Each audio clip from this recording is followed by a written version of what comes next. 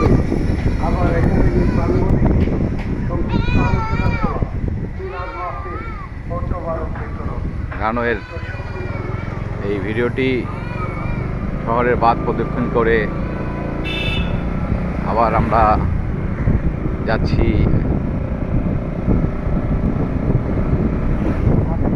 ঘাটে, যেখানে হলো আমাদের হিন্দু প্রতিমাগুলো বিসর্জন দেওয়া হয়। জনস্বাস্থ্য প্রকৌশলী, নির্বাহী প্রকৌশলী কার্যালয়।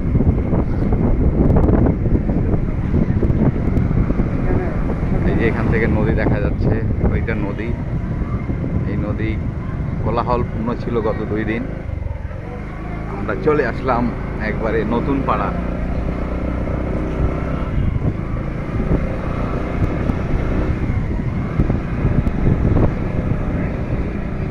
নতুন পাড়া দিয়ে আমরা যাচ্ছি। 2 সাইডে অসংখ্য বাড়িঘর, কাঁচা বাড়িঘর। নদীর তীরবর্তী মানুষগুলি যখন নদীতে অনেক পানি হয়, সবাই তখন রাস্তায় চলে আসে।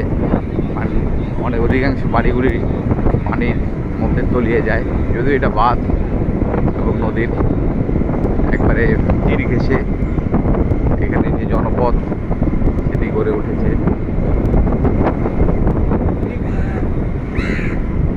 আমরা দেখতে পাচ্ছি মানুষের দৈনন্দিন জীবনের কর্মকাণ্ড। আমরা এখন চলে যাব দিনাজপুরের পুনর্ভবা, যেটাকে আমরা কাঞ্চন নদী নামে চিনি। সেই নদীর যে ব্রিজ, সেই ব্রিজের দিকে আমরা যাচ্ছি। এই ব্রিজটির কানেক্টিং যোগাযোগ স্থাপন করেছে দিনাজপুরের 2টি উপজেলা, একটি হলো বিরল এবং এটি বোচাগঞ্জ। এই ব্রিজটির কল্যাণে 2 উপজেলার মানুষের সঙ্গে দিনাজপুরের সদর উপজেলার যোগাযোগ। দেখা যাচ্ছে নদীর নিচে অনেক মানুষ, কেউ মাছ ধরছে, কেউ গোসল করছে। প্রচণ্ড আজকে রোদ দেখতে পাচ্ছি। এই বৃষ্টির অসংখ্য মানুষ প্রতিদিন এই ব্রিজের উপর দিয়ে তাদের কর্মস্থলে, ব্যবসা বাণিজ্য কেন্দ্রে তারা যায়। জেলা শহরের সঙ্গে যোগাযোগ করে। আমরা দিনাজপুর সদর উপজেলা থেকে আমরা চলে আসলাম দিনাজপুর বিরল উপজেলায়। এখানে আমরা দেখতে পাচ্ছি যে এখনকার যাত্রা রেল, দিনাজপুর রেলওয়ে যে পুনর্ভবা নদীর উপর যে ব্রিজটি, আমরা সেই রাস্তার দিকে ঘুরলাম। এটাকে অনেকে, এখানে পাশে একটি কলেজ রয়েছে, কাঞ্চন নিউ ডিগ্রি কলেজ, এবং এখানে একটি বাগান, যেখানে অনেকেই আগের মানুষরা জানতো এটাকে খালেক সাহেবের বাগান বলে। এখানে বাড়িঘর তৈরি হয়েছে। আমরা দেখতে পাচ্ছি যে গ্রামীণ যে চিত্র, গ্রাম বাংলার যে সেই চিত্র এখানে দেখছি। ধান ক্ষেত ধান হয়েছে। সেই ধানে আমাদের নবান্ন উৎসব হবে। কৃষকের ঘরে যে নতুন ধানে যে হাসি, সেটা আমরা দেখতে পাবো। সেই ধান তুলছে, সেই ধানের গাছ।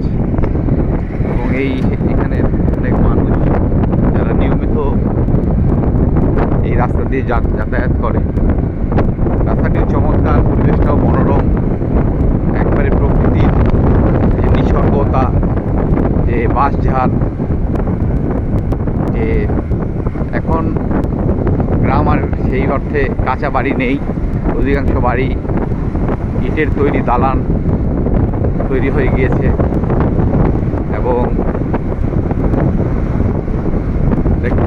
সুন্দর, আমরা এই রাস্তাটি কোলাহল মুক্ত, যানজট মুক্ত, সুন্দর পরিবেশ।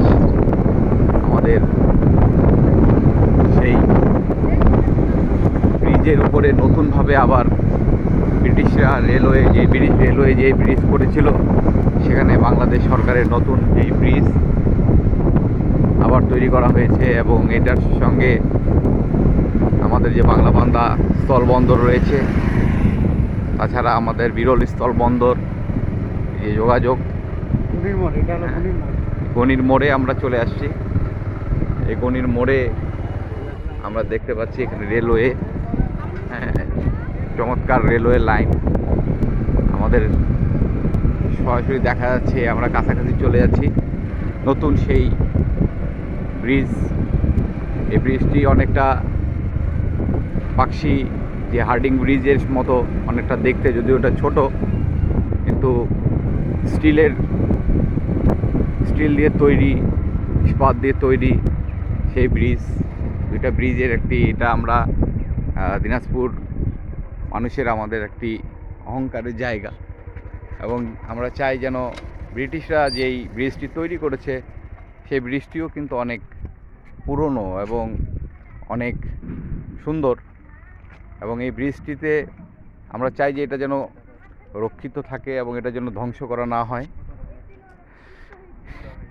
এই ব্রিজটিতে আগে রেলওয়ে পুরো এই কমিউনিকেশনটা এখান দিয়েই ছিল, যোগাযোগ ব্যবস্থাটা, আর ওখান থেকে দেখা যাচ্ছে যে অন্য একটি ব্রিজ সংযুক্ত হয়েছে, এবং চমৎকার একটা বিষয়।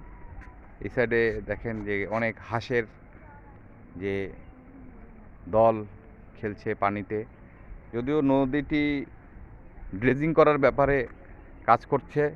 শুনেছি এটা ড্রেজিং করলে আরও এখানে যে পানির যে প্রবাহ সেটা আরও বিদ্যমান থাকবে এবং সুন্দর একটা পরিবেশ তৈরি হবে। যাই হোক, আমাদের